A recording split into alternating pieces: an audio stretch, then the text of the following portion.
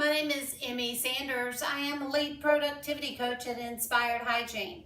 Today I want to talk to you about April. It's Oral Cancer Awareness Month.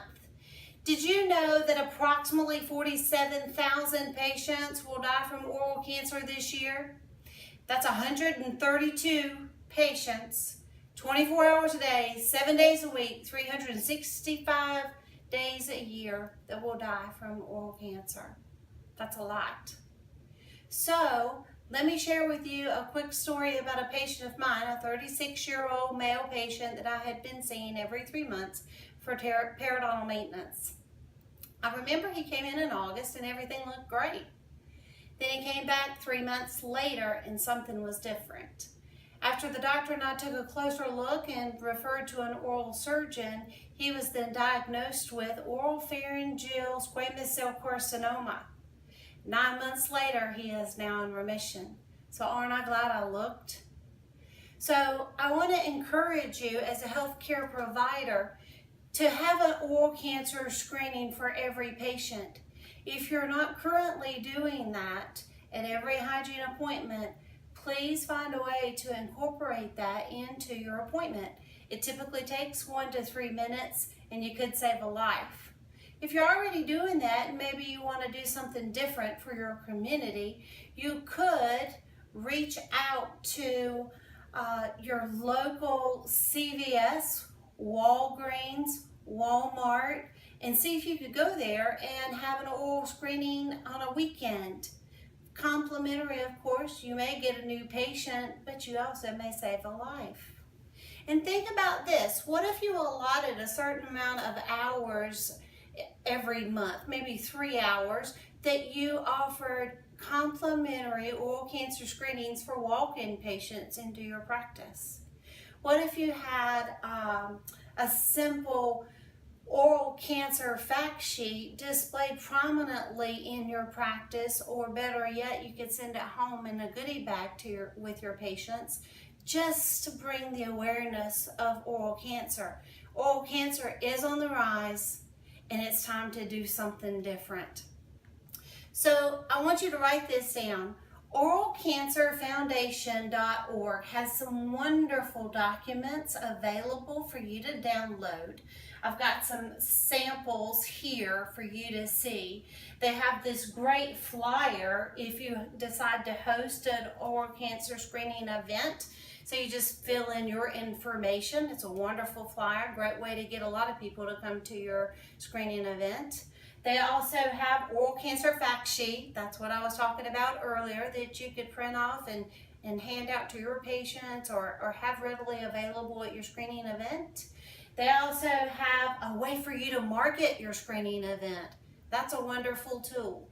There are many other tools that are available at oralcancerfoundation.org, and you can also email me personally at me@inspiredhygiene.com, and I'll be glad to share all those documents with you as well.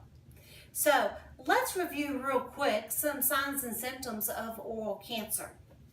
So we know that a sore or soreness that doesn't go away, red patches, white patches, pain, tenderness or numbness in the mouth and lips, lumps, thickening tissue, rough spots, crusty or eroded tissue. Those are all signs and symptoms of oral cancer, as well as any patient who has some difficulty in swallowing, speaking, or moving their tongue or mouth. Now, let's talk about who's at increased risk of oral cancer. So we know for sure that the heavy drinkers and our tobacco users are at increased risk. And remember, tobacco users, that can be the smokeless tobacco, that can be pipe, that can be cigarettes, and we're not really clear on how the vape market is going to end up on oral cancer, but I can't imagine that it's going to be a help. So also think about patients who have been diagnosed with human papillomavirus. That virus is actually what's causing a spike in oral cancer today in the United States. There's a link between oropharyngeal cancer and human papillomavirus. Now, think about gender Typically, men are 2 times more likely to have oral cancer than women. And age. Anyone over the age of 55 has an elevated risk of oral cancer.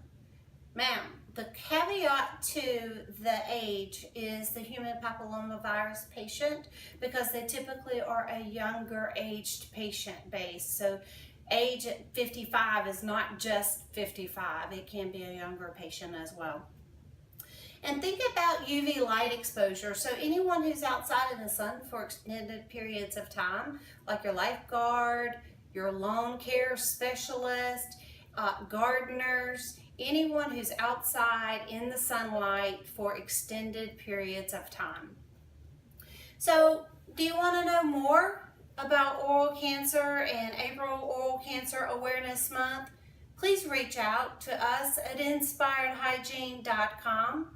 You can email me personally at me@inspiredhygiene.com. I'll be glad to help you to get the materials you need to launch your own campaign to stamp out oral cancer. So the last thing I want to remind you of is early detection saves lives. Go out there, take a closer look, and stay inspired. Have a great month.